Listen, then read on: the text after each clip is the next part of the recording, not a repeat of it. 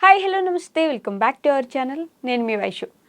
ఎవరు ఎవరి వల్ల ఏమీ అయిపోరు. ఈ డైలాగ్ నేను 8 వసంతాలు సినిమాలో చూసాను బ్రేకప్ చెప్పినప్పుడు. అంటే నార్మల్‌గా ఏదైనా బ్రేకప్ జరిగినప్పుడు వాళ్ళు ఏదో ఒక రీజన్ పెట్టేసుకొని, ఇక్కడ ఇంకేదో రీజన్ చెప్పేసి, వీళ్ళే ఆ బ్రేకప్‌కి కారణం. నువ్వు ఇలా ఉన్నావు కాబట్టే నేను ఇలా అయిపోయానని చెప్పేసి వాళ్ళకి బ్రేకప్ చెప్పేసి వెళ్ళిపోతారు. ఆ తర్వాత ఆత్మన్యూన్యత భావంతో నా వల్లే ఇలా జరిగింది. నేనే ఇలా ఉన్నాను. లేకపోతే అని చెప్పేసి అలా థింక్ చేసుకుంటూ వాళ్ళు ఇంకో ప్రేమలోకో, లేకపోతే పెళ్లిలోకో వెళ్ళకుండా అలానే ఆగిపోతూ ఉంటారు. నిజంగానే ఎవరి వల్ల ఎవరు ఇట్లా మారిపోవడమో, లేకపోతే ఒకరి జీవితాన్ని ఇంకొకరు మార్చేసే అంత ఇంపాక్ట్ ఒకరి మీద ఉంటుందా? ఈ విషయం గురించి మాట్లాడడానికి ఈరోజు నాతో పాటు రిలేషన్‌షిప్ ల్యాబ్‌లో రిలేషన్‌షిప్ ఎక్స్‌పర్ట్ ఉషశ్రీ గారున్నారు. మేడంతో మాట్లాడదాం. హలో మ్యామ్, నమస్తే. నమస్తే వైషు. ఆ సినిమాలో ఒక సిట్యుయేషన్ బ్రేకప్ చెప్తాడు ఆ అబ్బాయి. వర్షం పడుతూ ఉంటుంది. Yes, exactly. గులాబీ పువ్వు ఇలా కిందకెళ్ళిపోతుంది. ఒక రేకు ఇలా ఊడి పడిపోతుంది. ఊడిపోతుంది. అలా ఆ టైంలో తనేమంటాడు, "నీ వల్ల నేను ఎగ్జామ్ ప్రిపేర్ అవ్వలేదు పోయిందంటే, ఎవరు ఎవరి వల్ల ఏం అయిపోరు. ఇంకేదో రీజన్ పెట్టుకొని ఏదో చెప్పేసి వదిలించేసుకొని వెళ్ళిపోవాలని చూస్తుంటారు" అని చెప్పేసి. అలాంటి సిట్యుయేషన్ వచ్చినప్పుడు ఆ తర్వాత ఆ అమ్మాయి దాంట్లోంచి బయటికి రావడానికి చాలా టైం పడతది. చాలా ట్రైనింగ్ తీసుకొని ఇదవుతది. అలా కొంతమంది రాలేక ఆగిపోయే వాళ్ళు కూడా అక్కడ ఉండిపోతారు. నేనే చేశానేమో, నా వల్లే అయిందేమో. లేకపోతే యెస్, అయిపోయింది, మూవ్ ఆన్ అవుదాం అనే ఆలోచన చాలా తక్కువ మందికొస్తుంది. ఎందుకని? నిజంగానే ఒకరి మీద మనకు అంత ఇంపాక్ట్ ఇచ్చే అంత ఇది ఉంటుందా ఒక బ్రేకప్‌లో ఆర్ ఒక లవ్‌లో అలా? ఇదే సినిమాలో నువ్వు చూసుకుంటే ఎందుకు అంత ఇంపాక్ట్ ఇచ్చింది అంటే, ఆ అమ్మాయి అంతటా అమ్మాయి ఉంటే అంత దూరం కాశ్మీరో ఎక్కడికో వెళ్ళి యెస్. ప్రతి వీకెండ్‌కి అమ్మాయి చెప్తది కూడా, మా నాన్న చనిపోయినప్పుడు నేను భరించలేకపోయాను. ఇంకో పర్సన్ వచ్చి మళ్ళీ నన్ను లవ్ చేస్తున్నాడంటే కష్టంగా ఉంది నాకు యాక్సెప్ట్ చేయడానికంటే, వదిలేసి వెళ్ళవు కదా. అవును. అది చాలా క్లియర్‌గా చెప్తది. కరెక్ట్. ఆ ఒక అమ్మాయి రీఅష్యూరెన్స్ అడుగుతుందక్కడ. క్లారిటీ అడిగినప్పుడు రీఅష్యూరెన్స్ ఇస్తాడు అబ్బాయి. హ్మ్. ఇచ్చి అన్ని చూపించినప్పుడు ఇట్లాంటి సందర్భాలు అమ్మాయిలు అబ్బాయిలకి చేసినవి కూడా ఉన్నాయి. అవును. మన RX-100 లాగా. హ్మ్. సో లవ్ అనే దిగుతారు ఇద్దరు ముందు.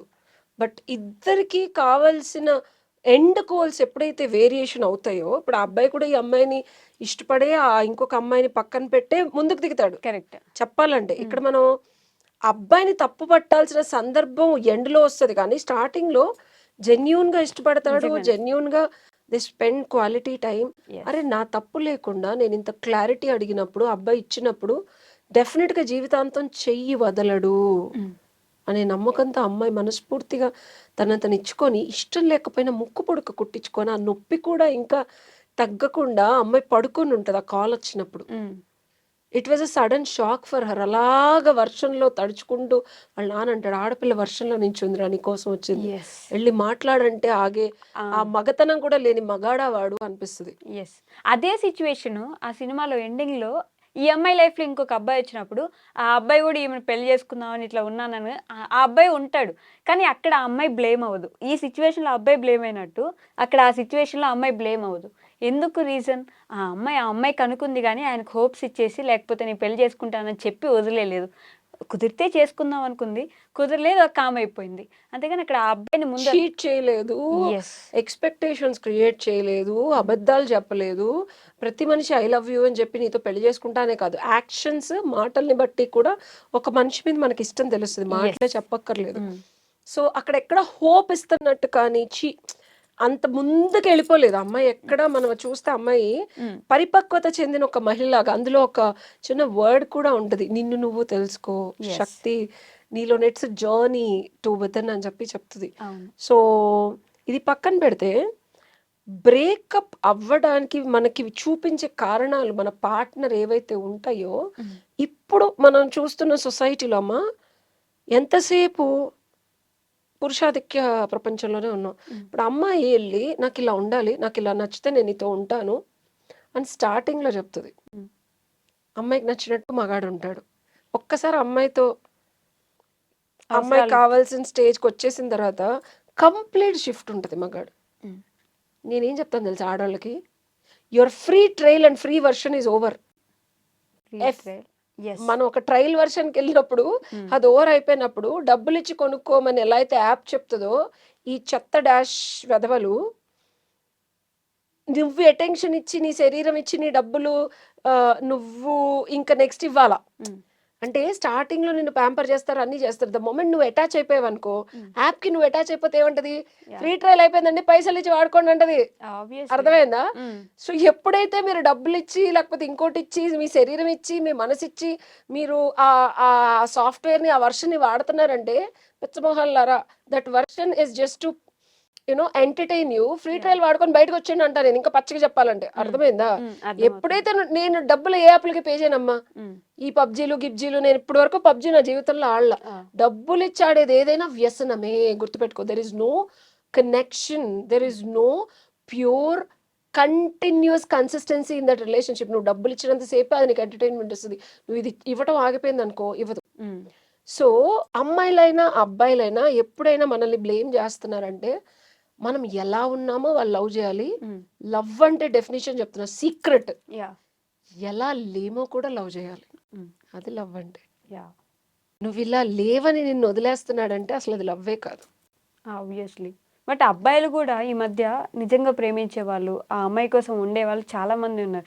వి ఆల్వేస్ టాక్ అంటే అమ్మాయిలు పురుషాధిక్య సమాజంలో ఉన్నాం కాబట్టి ఇట్లా మాట్లాడాల్సి వస్తుంది మనం. బట్ ఎక్కడో దగ్గర కొంతమంది అలా ఉన్నారు మంచిగా.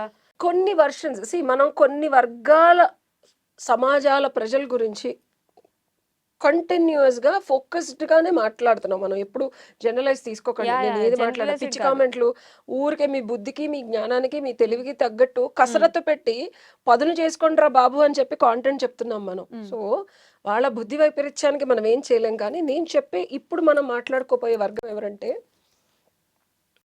పురుషాధిక్య సమాజంలో ఉన్న ఆడదానికి దాసోహమైన మగాళ్ళు. It doesn't mean physically, it means మనస వాచ కర్మణ. అది పెళ్లి చేసుకుంటేనే కాదు, అలా మనసు ఇచ్చిన మగాళ్ళు మగ మహారాజులు అంటాను నేను. ఎంతో మంది ఉన్నారు. అవును. ఒక్కసారి ఒక అమ్మాయిని ట్రూగా లవ్ చేసిన అబ్బాయి జీవితంలో ఇంకొక అమ్మాయిని ఊహించుకోలేడు, ఆ పొజిషన్ ఇవ్వలేడు. అసలు అది వల్ల కాదు. ఇట్లాంటి వాళ్ళు ఉన్నారా మేడం ఈ జనరేషన్లో అని చెప్తే ఎంతో మంది ఉన్నారు. కరెక్ట్. ఎంతో మంది. అందరూ అంటారు అది ఓన్లీ ఒక్క అమ్మాయితోనే అవుతుంది, ఆ అమ్మాయే లైఫ్. ఆ ఒక్క అమ్మాయితోనే, ఆ ఒక్క అమ్మాయి ఒక్కసారే లైఫ్లో రాదు. ఒక్కొక్కసారి 6 మెంబర్స్ తర్వాత అవుద్ది. 6 బ్రేకప్స్ తర్వాత 7th బ్యూటిఫుల్ లవ్ అవుతుంది. అరే ఇది ఇంతమంతా తిరిగాడు రా భయ, అది ఇంతమంతా పడుకుంది రా భయ అనే పిచ్చి మాటలు మాట్లాడే వాళ్ళకి చెప్పించి కొట్టే సమాధానం ఏంటంటే, వైషు, ఏ మనిషితో మనకు ఆ ట్రూ లవ్ వస్తుంది అనేది భూప్రపంచంలో భగవంతుడితో సహా ఎవడు చెప్పలేడు, including lord Krishna. So basic గా ఆయన తర్వాతే జనరేషన్ కాబట్టి ఆయనే he has to cross check so many people and has to marry 8 women and he was రమించిఫైడ్ with 16 or 18,000 gopikas. Okay, so true love is always Radha. Obviously always Radha. Radhe Shyam అంటాం కానీ ఇంకే శ్యాము అనం మనం. అవును. అండ్ ఫస్ట్ రాధా, తర్వాతే కృష్ణుడు. అండ్ రాధా అంటే ధార ధార ధార, కృష్ణుడి రసామృతంలోంచి కారే ప్రేమ దారే రాధ. సో మగాడి ప్రేమ ఒక అమ్మాయి మీద అంత ఉంటుంది, అది దారలాగా కారుతూనే ఉంటుంది. అది అది 10 అమ్మాయిలు కలిసిన తర్వాత రావచ్చు, 100 మంది. ప్యూర్ లవ్ ని కొలబద్ద, అంతకుముందు ఇంతమందిని కలిసావు ప్యూర్ లవ్, అదొక పిచ్చ అపోహ. బ్యూటీ ఆఫ్ ఇద్దరు మనుషుల మధ్య రిలేషన్షిప్ ఏంటంటే, అది ఎప్పుడు ఎక్కడ ఎలా అయినా జరగచ్చు. ఎలా జరుగుతుందనే తెలియదు. అలా ఉండేవాళ్ళు అమ్మాయిలు కూడా ఉన్నారు పెళ్ళిళ్ళు చేసుకోకుండా. నేను ఒక నవల చదివాను, మా పిన్ని మొత్తం స్వాతిలో పుస్తకం వచ్చేది, మొత్తం బైండింగ్ చేయించింది, లేఖలు రాస్తూ ఉంటుంది. చందమామయ్య సంథింగ్ ఏదో. ఆ లేఖలు చూసి మనకు సినిమా కూడా వచ్చింది, బాడీగార్డ్ సినిమా. బాడీగార్డ్ సినిమానే పాత 1980s లో స్వాతిలో ప్రచురించిన నవల అది. పుస్తకాలు చదివే పిచ్చింది కాబట్టి చిన్నప్పటి నుంచే చదివేదాన్ని. సో అందులో ఈ అమ్మాయి లెటర్స్ రాస్తుంటే ఇంకొక అమ్మాయి అని చెప్పి పెళ్లి చేసేసుకుంటుంది. అండ్ ఆఖరికి ఈ అమ్మాయి జైల్లో ఉంటే ఆ అబ్బాయి లెటర్ రాస్తాడు, చెప్తుంది పెళ్లి చేసుకుంది. సో ఫైనల్ కథ ఎండింగ్ ఏంటంటే, మీరు ఫీల్ అవ్వకండి, మీకు ఏదో ఒకటి జరుగుతుందని. జైల్లో ఉంటే అమ్మాయి లెటర్ చదివితే ఆ అబ్బాయి నుంచి వచ్చిన లెటర్ అమ్మాయి అలా పెట్టుకొని rest of the life prison లో ఉంటుంది. అసలు అది ఇప్పటికీ కదలిస్తుంది ఆ కథ. సో అలా ఉండే లేడీస్ కూడా ఉన్నారు. ఒక లవ్ ఒకరిని చేస్తే ఇక వాళ్లే భర్తగా. అండ్ ఇంకొక మూవీలో కూడా ఒక అమ్మాయి కథల్ రైటర్ ని లవ్ చేస్తే నాకు ఇంకా డబ్బులున్న అమ్మాయి వచ్చిందని ఆ అమ్మాయిని పెళ్లి చేసుకుంటా అంటే, అయితే నేను విధవన అయిపోతాను, మీరు చచ్చిపోయినట్టు అంటే, వాడే బొట్టు తుడిచేసి ఒక 100 రూపాయలు ఇస్తాడంట. ఆ అమ్మాయి అతని పుస్తకాలే అమ్ముతూ విధవలాగా బతుకుతుంది రెస్ట్ ఆఫ్ ద లైఫ్. మన తెలుగు సినిమా ఇది. సో ఒక మనిషిని ఇష్టపడితే జీవితాంతం ఇష్టం కాదు, ప్రేమ అసలు ఇంకా అది దైవంతో సమానం.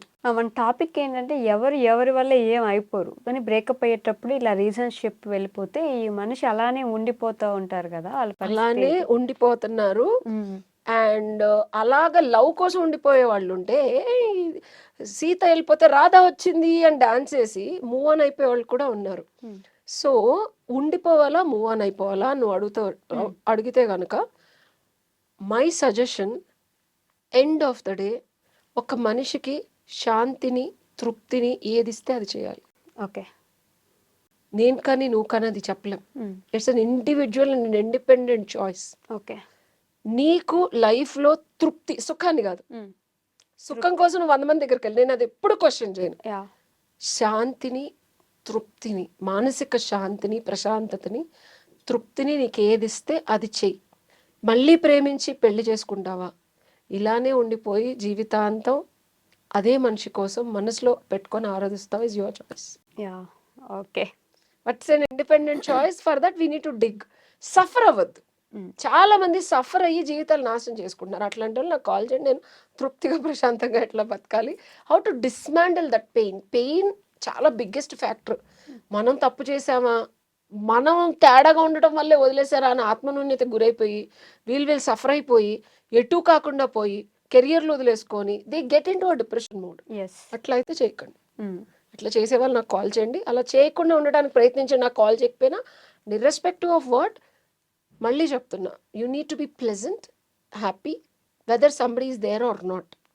అదొకళ్ళు ఉంటే హ్యాపీగా ఉంటే వెళ్ళి ఇంకోళ్ళు లవ్ చేయండి, అది లేకుండా హ్యాపీగా ఉంటే మీతో మీరు ఉండండి, లవ్ చేసుకోండి.